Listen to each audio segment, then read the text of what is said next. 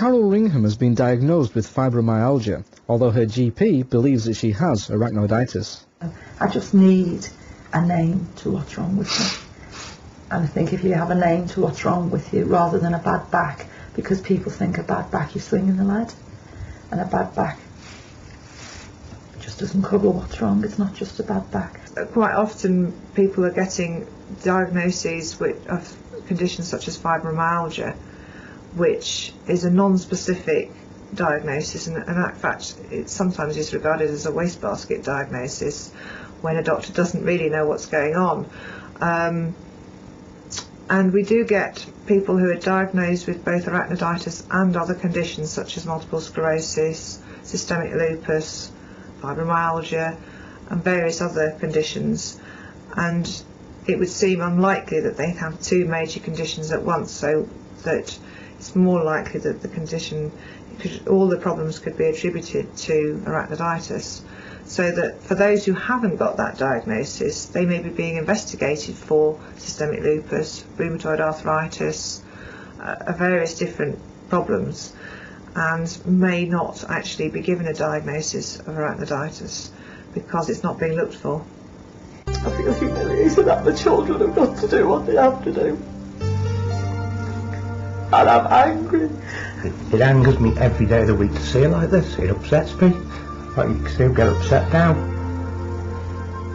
I don't see why she should have to go through this. She's done nothing wrong. I can't wear tight-fitting clothes around my waist, or if I wear anything that hasn't got an elastic in, I have to undo the zips. As I say, I have to wear a full shoe. I find a trip a lot more. I can't seem to judge. If there's a slight alteration in the level of a floor, I trip on it. Why wasn't I informed as her next of kin? And that to me just really angers me. It really annoys me that these companies or whoever it is that's doing it, these doctors, are getting away with this. Because they're not informing the patients, and they're not informing the patients' families of the implications and the possible repercussions of what's going to happen. Why should my wife have to go through this now? Why should Carol have to have this? Why should these boys have to have it? Epidural steroids have, in my view, no place in the management of particularly chronic back pain because they only provide very temporary benefit, and they have a risk of causing arachnoiditis. And even in acute back pain, there are American guidelines which suggest that they're not recommended. Let's look at what can happen when a contrast agent is injected into the back, and how, up to 20 years later, it can cause severe adhesive arachnoiditis. The spine is divided into 4 areas: the cervical vertebrae, the thoracic vertebrae, the lumbar vertebrae, and the sacrum and coccyx. Now let's focus in on the lumbar region.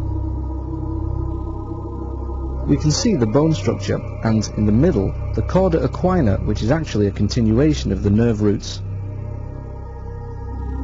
It is into the cauda equina that the contrast agent will be injected. This procedure is called a lumbar puncture.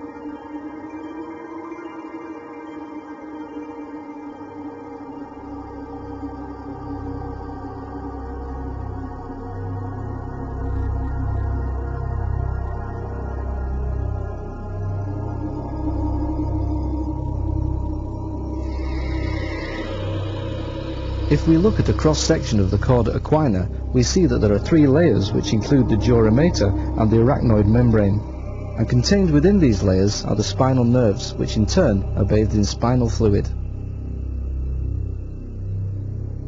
Let's see what happens in some patients when we perform a lumbar puncture, injecting a contrast agent through the dural and arachnoid layers into the spinal fluid.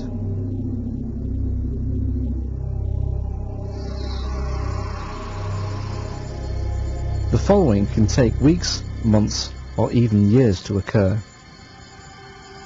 First of all, there is an inflammatory response to the foreign body, which produces scar tissue. Spinal nerves become enlarged and swollen, and the space between the nerves disappears. Over time, the nerve scarring increases, and the nerves adhere to each other and to the arachnoid and dura. As more scar tissue continues to be deposited, the nerves can seem to become part of the dural and arachnoid membranes. This is full-blown adhesive arachnoiditis. Dr. Charles Burton. Arachnoiditis is a very common phenomenon. Probably most people have some arachnoiditis. Everybody who's ever had any viral disease or mild meningitis or trauma or spine surgery has arachnoiditis. It is rarely of any clinical significance. Adhesive arachnoiditis is a significant pathologic entity. Adhesive arachnoiditis means that there is scar tissue, abnormal scar tissue, invading the subarachnoid space and producing scarring of nerves. It's very similar to the concept of fire.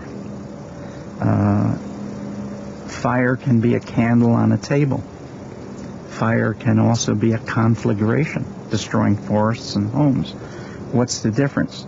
The difference is in the degree. One is limited, controlled fire of no real consequence as far as adversity, and the other is potentially of significant adversity. So, to me, that's the difference. And what we're really concerned about is not arachnoiditis.